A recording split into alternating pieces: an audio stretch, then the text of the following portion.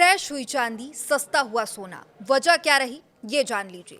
नमस्कार, मैं हूं आपके साथ सृष्टि शेखर पांडे और आप देख रहे हैं न्यूज़ 18 का डिजिटल प्लेटफॉर्म। पिछले कई महीनों से गोल्ड और सिल्वर के रेट में काफी उतार चढ़ाव देखने को मिला। बायर्स की रुचि भी बढ़ी, लेकिन फिर 30 जनवरी को गोल्ड और सिल्वर मार्केट क्रैश हो गया। प्रॉफिट बुकिंग के कारण मल्टी कमोडिटी एक्सचेंज यानी कि MCX पर चांदी 1,10,000 रुपए, जो कि 27% है, गिर गई। अब 1 किलो चांदी 2,51,000 रुपए में मिल रही है और ठीक एक दिन पहले यानी 29 जनवरी को ये चांदी 4,01,000 रुपए प्रति किलो में मिल रही थी। MCX पर सोने में भी 20,000 यानी कि 12% की गिरावट दर्ज की गई। 10 ग्राम सोना 1,49,000 रुपए पर आ गया। 29 जनवरी को सोना 1,69,000 रुपए पर था। सोने चांदी में गिरावट की दो बड़ी वजह रही। पहला कारण है प्रॉफिट बुकिंग। सोने चांदी की कीमत हाल ही के दिनों में रिकॉर्ड स्तर पर पहुंच गई थी और इसके बाद निवेशकों ने बड़े पैमाने पर यहां पर प्रॉफिट बुक किया था।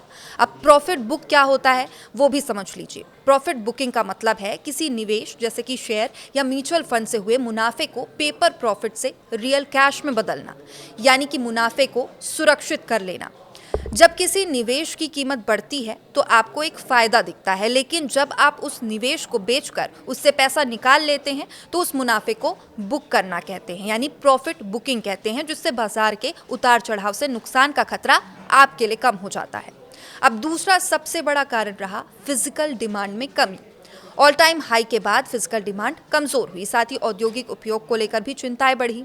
अब देखिए, मार्जिन बढ़ने से सोने चांदी की कीमतों पर दबाव भी बढ़ा। सोने पर मार्जिन 6% से बढ़ाकर 8% कर दिया गया और वहीं चांदी पर इसे 11% से बढ़ाकर 15% कर दिया गया।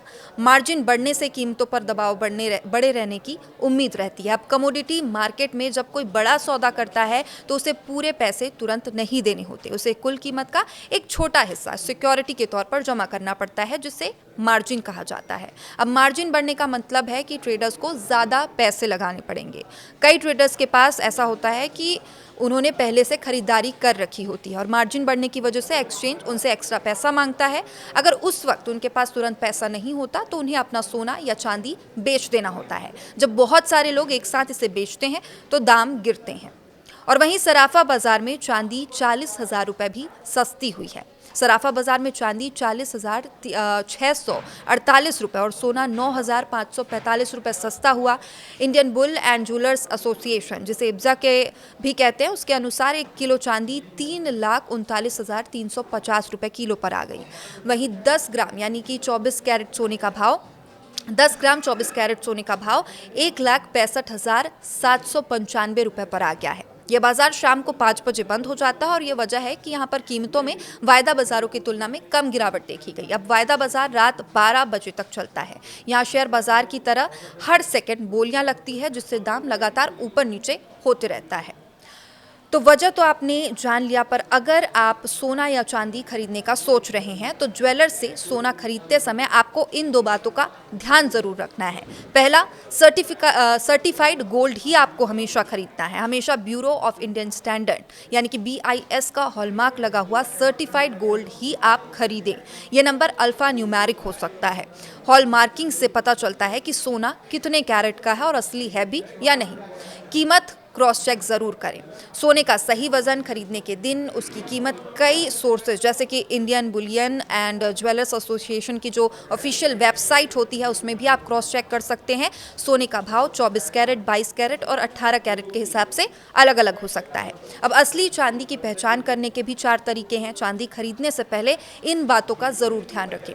सबसे पहला, मैग्नेट टेस्ट, मतलब असली सिल्वर चुंबक से नहीं चिपकती है तो आप मैग्नेट टेस्ट कर सकते हैं। अगर चिपक जाए तो ये जो चांदी है वो फेक है। दूसरा, आइस टेस्ट, सिल्वर पर बर्फ रखें। अगर असली सिल्वर है तो बर्फ बहुत तेज़ी से पिघलने लगेगी। तीसरा है, आप स्मेल टेस्ट कर सकते हैं। असली सिल्वर में कोई स्मेल नहीं होती, कोई गंध नहीं होती। फेक सिल्वर में कॉपर जैसी गंध आ सकती है। चौथा है, क्लॉथ टेस्ट आप कर सकते हैं, यानी चांदी को सफ़ेद कपड़े से रगड़े, अगर काला निशान आए तो समझ जाइए कि चांदी असली है। अब क्या सोने की बढ़ती कीमतों से परचेसिंग पावर भी बढ़ती है, ये जानना भी बहुत ज़रूरी है। आमतौर पर ये माना जाता है कि जब किसी संपत्ति की कीमत बढ़ती है तो लोग खुद को अमीर महसूस करने लगते हैं और ज़्यादा खर्च करने लगते हैं। नॉर्मल बात है। इसे वेल्थ इफेक्ट यानी कि धन का प्रभाव भी कहते हैं। हालांकि एमके ग्लोबल की एक रिपोर्ट है, वो इसका दावा उलट करती है। रिपोर्ट के अनुसार भारत में 75 से 80% सोना ज्वेलरी के रूप में है और लोग इसे लॉन्ग टर्म सेविंग और परंपरा की तौर पर रखते हैं और देखते हैं। चूंकि लोग इसे बेचते नहीं हैं, इसलिए कीमतों के बढ़ने का उनकी रोजमर्रा की खपत या खरीदारी पर कोई खास असर नहीं पड़ता।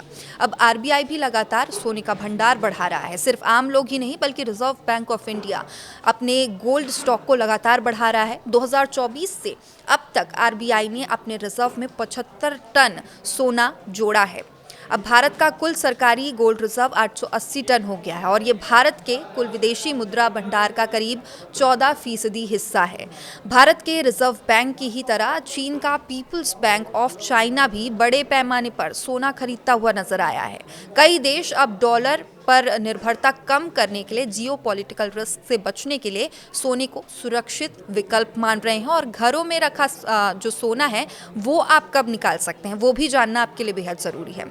तो जो इकोनॉमिस्ट हैं, अर्थशास्त्री हैं, उनके लिए ये सबसे बड़ी चुनौती ये मानते हैं कि घरों में रखा जो सोना है, जिसे आइडल एसेट यानी कि एक ऐसी संपत्ति जिससे आपको कोई कमाई नहीं होती, उसे वो मानते हैं। सरकार ने गोल्ड बॉन्ड यानी एसजीबी, गोल्ड ईटीएफ और डिजिटल गोल्ड जैसे विकल्प दिए हैं ताकि लोग फिजिकल गोल्ड की बजाय अब वित्तीय गोल्ड में निवेश करें। लेकिन भारतीयों का फिजिकल गोल्ड यानी गहनों और सिक्कों के प्रति प्रेम कम नहीं होता दिखाई दे रहा है।